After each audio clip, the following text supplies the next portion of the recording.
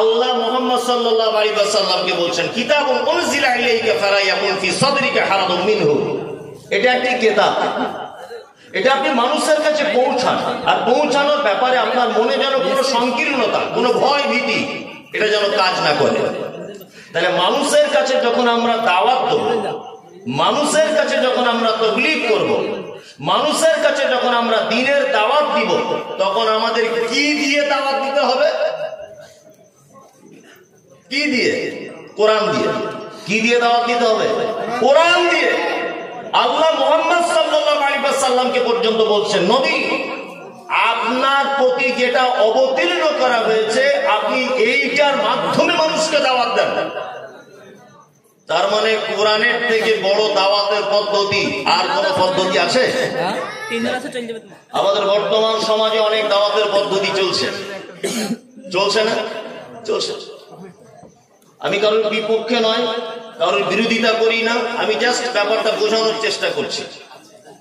এই দাওয়াত যে পদ্ধতি চলছে, 20 জন মানুষ এক জায়গায় হলো, হাঁড়ি হোন্ডা সবকিছু নিয়ে নিল, বাড়িতে বলে দিল যে আমি 40 দিনের জন্য যাচ্ছি, তোমরা যে যার বাজার ঘাট করো, এই টাকা পয়সা দিয়ে গেলাম তোমরা রাখো। না 40 দিন কোথায়?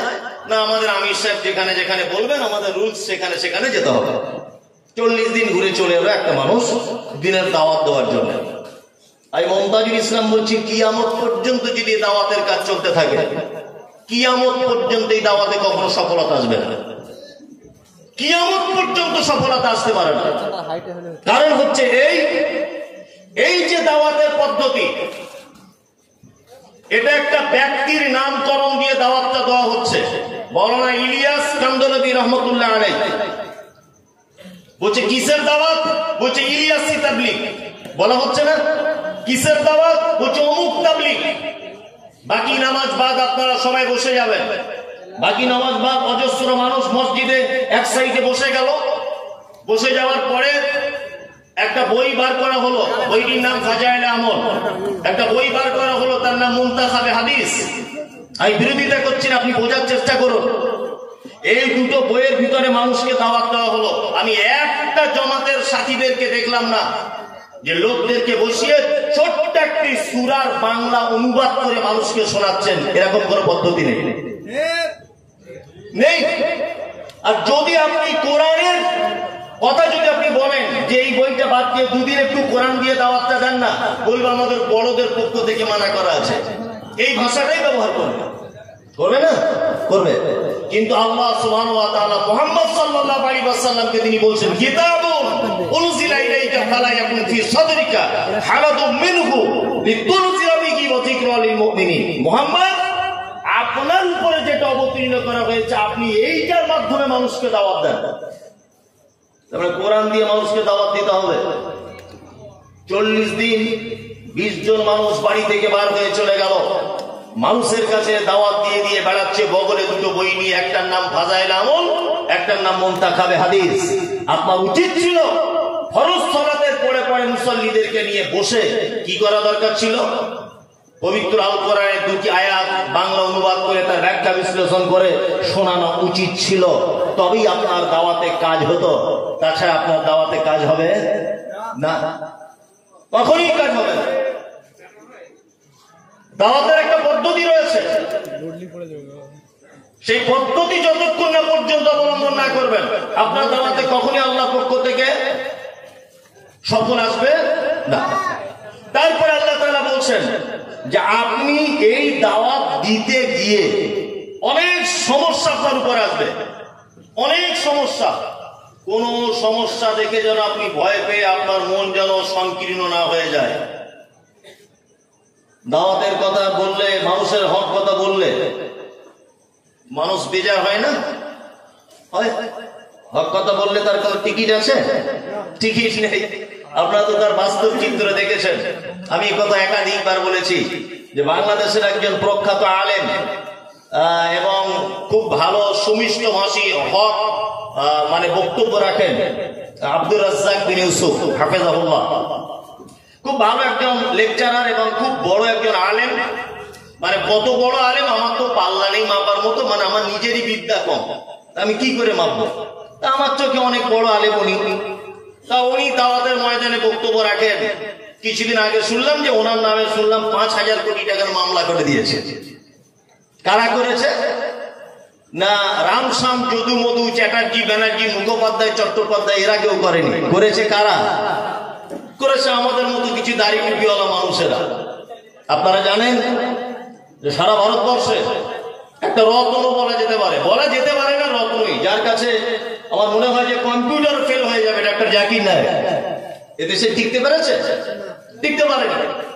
শুধুমাত্র দিনের দাওয়াত দেওয়ার কারণে, শুধুমাত্র কি দিনের দাওয়াত দেওয়ার কারণে। হক কথা বললেই আপনার বিপদ আসবেই। আমাদের নবী মুহাম্মদ সাল্লাল্লাহু আলাইহি ওয়াসাল্লাম তায়েফে গিয়েছিলেন দিনের দাওয়াত নিয়ে। সেই তায়েফে আমিও ঘুরে এসেছি, 1 সপ্তাহ আগে তায়েফ থেকে ঘুরে আসছি। দিনের দাওয়াত নিয়ে গিয়েছিলেন। দিনের দাওয়াত নিয়ে গিয়ে সর্বপ্রথম তায়েফের লিডারদের বাড়িতে, যারা নেতা উচ্চ পদস্থ মানুষ, তাদের বাড়িতে প্রথমে দাওয়াত দিতে গিয়েছিলেন। তারা তো দাওয়াত গ্রহণ করলো না, বড় বাচ্চাদেরকে লেলিয়ে দিল, যাও লোকটাকে মারো। আঘাত করলেন মুহাম্মদ সাল্লাল্লাহু আলাইহি ওয়াসাল্লামকে, আঘাত করলেন। আল্লাহ রাসূল আঘাত প্রাপ্ত হয়ে একটা খাজুরের বাগানে প্রবেশ করলেন। সেই খাজুরের বাগান আজও পর্যন্ত রয়েছে। মসজিদ আকদাস নামক একটি মসজিদে রয়েছে। সে বাগানের ভিতরে একজন লোক জিজ্ঞাসা করছেন, আপনি কে? আপনি কে? আমি একজন নবী। তুমি কে? আমি আব্বাস। আল্লাহ রাসূল সাল্লাল্লাহু আলাইহি ওয়াসাল্লাম বলছেন, তুমি ইউনূস আলাইহিস সালামের দেশের মানুষ, তুমি ওনার বংশধরের মানুষ। বলছে আপনি কি করে জানলেন? তখন আল্লাহ রাসূল সাল্লাল্লাহু আলাইহি ওয়াসাল্লাম বলছেন, উনি একজন নবী, আমি একজন নবী, একজন নবী আরেকজন নবীর খবর রাখেন।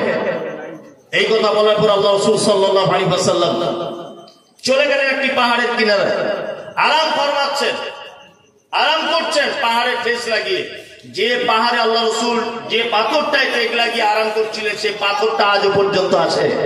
যারা উমরা করতে গেছেন, হজ করতে গেছেন, দেখে এসেছেন, যার নসিব হয়নি সে দেখেনি, সেই পাথরটা আজও পর্যন্ত সেইভাবেই আছে, আজও পর্যন্ত। তার মানে দাওয়াত মানুষের কাছে দিতে গেলে আপনাকে আঘাত প্রাপ্ত হতেই হবে। আর যখনই আপনার প্রতি আঘাত আসবে তখন কি করতে হবে? আপনাকে কোন রকমের মনে ভয়, সংকীর্ণতা, হীনমন্যতায় ভোগা যাবে না। আল্লাহর উপরে ছেড়ে দেয় যে আল্লাহ, এটা আমি তোমার উদ্দেশ্যে করছি, যদি এতে কোনো কল্যাণ যদি থাকে তাহলে তুমি দাও, আর যদি এটা আমার ভুল ডিসিশন হয় তাহলে তুমি পথ পরিবর্তন করে দাও। এটা আপনার উচিত হবে। আরেকটি কথা হচ্ছে এই, আল্লাহ সুবহানাহু ওয়া তাআলা তার পরের আয়াতে বলছেন, ইত্তাবিউ মা উনজিলা ইলাইকুম মির রাব্বিকুম ওয়া লা তাত্তাবিউ মিন দুনিহি আউলিয়া কলিলাম মা তাযাক্কারুন। আল্লাহ তাআলা বলছেন, ইত্তাবিউ, তোমরা আনুগত্য করো, মা উনজিলা ইলাইকুম মির রাব্বিকুম, তোমার রবের পক্ষ থেকে যেটা অবতীর্ণ করা হয়েছে। রবের পক্ষ থেকে কি অবতীর্ণ করা হয়েছে? আল কোরআন। তাহলে আনুগত্য করতে হবে কি? আল কোরআন। আল্লাহ তাআলা বলছেন, ইত্তাবিউ মা উনজিলা ইলাইকুম মির রাব্বিকুম, তোমরা আনুগত্য করো তোমার রবের পক্ষ থেকে যেটা অবতীর্ণ করা হয়েছে, তার মানে আল কোরআন। তাহলে বাকি থাকলো হাদিস, বাকি থাকলো কি? হাদিস। অন্যত্র আল্লাহ সুবহানাহু ওয়া তাআলা বলেছেন, আতিউল্লাহ ওয়া আতিউর রাসূল, তোমরা আল্লাহর আনুগত্য করো আর রাসূলের আনুগত্য করো। রাসূলের আনুগত্যের কথা যখন আসছে তখন তো অলরেডি হাদিস চলেই এলো। চলে এলো কি এলো না? এলো। এবার এখানে আমার কয়েকটি কথা আছে। কথা হচ্ছে এই, কিছু মানুষের বর্তমানে দাবি যে হাদিস এবং কোরআন বাদ দিয়েও কিছু মানুষদেরকে মানতে হবে। দাবি আছে না? নেই? কেউ বলছে ইমাম মানতে হবে, কেউ বলছে ইমাম মানা ফরজ, কেউ বলছে পীর মানা ফরজ, কেউ বলছে হুজুর মানা ফরজ, বিভিন্ন এরকম আছে না? নেই? আছে? আছে। আমি এই কিছু কিছু জিনিস সত্যি অবাক হয়ে যায়, অবাক। মানে এরা কি কোরআনটা বোঝে না যারা এই শব্দগুলো ব্যবহার করছে? আল্লাহ সুবহানাহু ওয়া তাআলা বলছেন, ইয়া আইয়ুহাল্লাযীনা আমানু, হে ইমানদার, হে বিশ্বাসীগণ, আতিউল্লাহ ওয়া আতিউর রাসূল, তোমরা আল্লাহ এবং তার রাসূলের আনুগত্য করো। ওয়া উলিল আমরি মিনকুম, তোমাদের ভিতরে যারা নেতা রয়েছে, তোমাদের ভিতরে যারা উলিল আমর রয়েছে, তোমরা তারও মেনে চলো। ফাইন তানাযাতুম ফি শাইইন ফারুদ্দু ইলাল্লাহি ওয়া রাসূল, সেই নেতাদের মাধ্যমে যদি কোনো ডিসিশন না হয় তাহলে তোমরা আল্লাহ এবং তার রাসূলের দিকে প্রত্যাবর্তন করো, ফিরে চলে এসো। এটাই তোমাদের জন্য উত্তম, এটাই তোমাদের জন্য কল্যাণ। এবার আপনাদেরকে কয়েকটা কথা বলি। এই কথা আগে কেউ বলেছে কিনা আমার জানা নেই, তবে বললে হয়তো আপনি ভুলে গেছেন, আপনাকে আবার স্মরণ করিয়ে দিচ্ছি। পবিত্র আল কোরআনে আল্লাহ সুবহানাহু ওয়া তাআলা যে শব্দগুলো ব্যবহার করেছেন, পৃথিবীতে আর অন্য কোন মানুষের একটি শব্দ পরিবর্তন করার ক্ষমতা আছে? আছে? নাই। আপনারা জানেন ডক্টর উইলিয়াম ক্যাম্পবেল পবিত্র আল কোরআনের একাধিক ভুল প্রমাণ করতে চেয়েছিলেন, একাধিক, দেখেছেন আপনারা, একাধিক বিজ্ঞান মানে দিয়ে, অনেক যুক্তি তর্ক দিয়ে উনি ভুল প্রমাণ করতে চেয়েছিলেন। একটাও হুজুর, একটাও পীর, একটাও কোন বড় হুজুর, ছোট হুজুর, মেজ হুজুর, কেউ ডাক্তার উইলিয়াম ক্যাম্পবেলের সঙ্গে মোকাবেলা করতে পারেননি। ভারতবর্ষের মাটিতে একটি মাত্র বীর পুরুষ, তিনি মাত্র লড়াই করেছিলেন, তার নাম কি? একটা জাকির নায়েক। আপনারা জানেন যে কিছুদিন আগে বাংলাদেশের মাটিতে কোন এক নাস্তিক হযরত মুহাম্মদ সাল্লাল্লাহু আলাইহি ওয়াসাল্লাম এবং আম্মা জান খাদিজাতুল কুবরা রাদিয়াল্লাহু তাআলা আনহার ব্যাপারে কুমন্তব্য করেছিলেন না? কোন বাংলাদেশের হুজুর, ইন্ডিয়ার কোন পীর, কোন রকমের বাবা, কোন রকমের হুজুর প্রতিবাদ করতে পারেননি। আপনাদের মুর্শিদাবাদের ছেলে, তার নাম বেরাদার রাহুল, তার সাথে ডিবেট করেছে।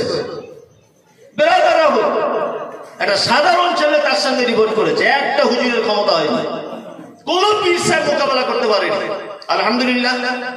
ডাক্তার উইলিয়াম ক্যাম্পবেল যেমন পবিত্র আল কোরআনের ভুল ধরতে গিয়ে ডাক্তার জাকির নায়েক তার আদা বেটে দিয়েছে, ঠিক তেমন বাংলাদেশের এক নাস্তিকের আদা বেটে দিয়েছে আমার ব্রাদার রাহুল ভাই।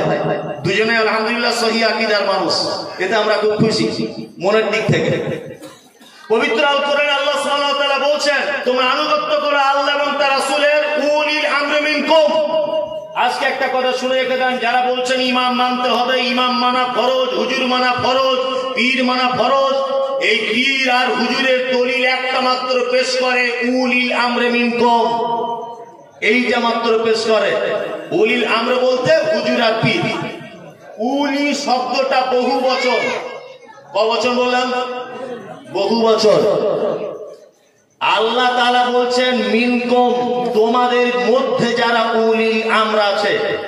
এখানে একটা কথা মাথায় রাখবেন, পবিত্র আল কোরআনে যত জায়গায় মিনকুম শব্দ ব্যবহার করা হয়েছে, প্রত্যেক জায়গায় আল্লাহ সুবহানাহু ওয়া তাআলা জীবিত মানুষদের জন্য ব্যবহার করেছেন, মৃত্যু মানুষদের জন্য মিনকুম শব্দ ব্যবহার করা হয় না। আরবি ব্যাকরণ সম্পর্কে যার ন্যূনতম ধারণা রয়েছে, আপনি বলতে পারবেন যে মিনকুম শব্দ মৃত মানুষের জন্য ব্যবহার হয় না, এটা জীবিত মানুষের জন্য ব্যবহার হয়। যেমন তার প্রমাণ আল্লাহ সুবহানাহু ওয়া তাআলা পবিত্র আল কোরআনে বলেন, ইয়া আইয়ুহাল্লাযীনা আমানু কুতিবা আলাইকুমুস সিয়াম, হে বিশ্বাসীগণ তোমাদের উপরে সিয়াম ফরজ করা হয়েছে, কামা কুতিবা আলাল্লাযীনা মিন ক্বাবলিকুম লাআল্লাকুম তাত্তাকুন, যেমন তোমাদের পূর্ববর্তীদের উপরে সিয়াম ফরজ করা হয়েছিল যাতে করে তোমরা তাকওয়া পরহেজগারিতা অর্জন করতে পারো। আইয়ামান মা'দুদাতিন, হাতে গোনা কয়েক দিনের জন্য। ফামান কানা মিনকুম মারিজান, এই দেখুন এখানে শব্দ ব্যবহার হচ্ছে কি? মিনকুম। ফামান কানা মিনকুম মারিজান, আল্লাহ বলছেন যে তোমাদের মধ্যে যারা রমজান মাসে অসুস্থ। আচ্ছা বলুন তো, তোমাদের মধ্যে রমজান মাসে যারা অসুস্থ বলতে যারা মারা গেছে তাদের কথাও কি আল্লাহ বলছেন? কি বলছেন? জীবিত মানুষ যারা জীবিত আছে, ঘোরাফেরা করছে, আল্লাহ বলছে ফামান কানা মিনকুম মারিজান, তোমাদের ভিতরে যদি কেউ অসুখে পড়ে যায়, আও আলা সাফারিন, যদি কেউ মুসাফির অবস্থায় থাকে, অর্থাৎ সফর যদি করে, ফাইদ্দাতুম মিন আইয়ামিন উখার, সেজন্য অন্য দিনগুলোতে এই দিনগুলো পরিপূর্ণ করে নেয়। এটাই তো কথা। এই বক্তব্য তো অনেক শোনা। আল্লাহ সুবহানাহু ওয়া তাআলা বলেছেন ফামান কানা মিনকুম মারিজান, তোমাদের মধ্যে যারা অসুস্থ আও আলা সাফারিন, আর যারা সফর অবস্থায় আছে, ফাইদ্দাতুম মিন আইয়ামিন উখার, তারা যেন অন্য দিনে এই দিনগুলো যেন পূর্ণ করে দেয়। তো বলুন তো এখানে মিনকুম বলতে জীবিত মানুষদের দিকে সম্বোধন করা হচ্ছে না মৃত মানুষদের দিকে? জীবিত মানুষদের দিকে। আল্লাহ তাআলা বলছেন উলিল আমরি মিনকুম, উলিল আমরে মিনকুম, তোমাদের মধ্যে বর্তমানে যারা উলিল আমর আছে তোমরা তাদের কাছে যাও। যদি কোনো ব্যাপারে সমস্যা হয় তাদের কাছে যাও।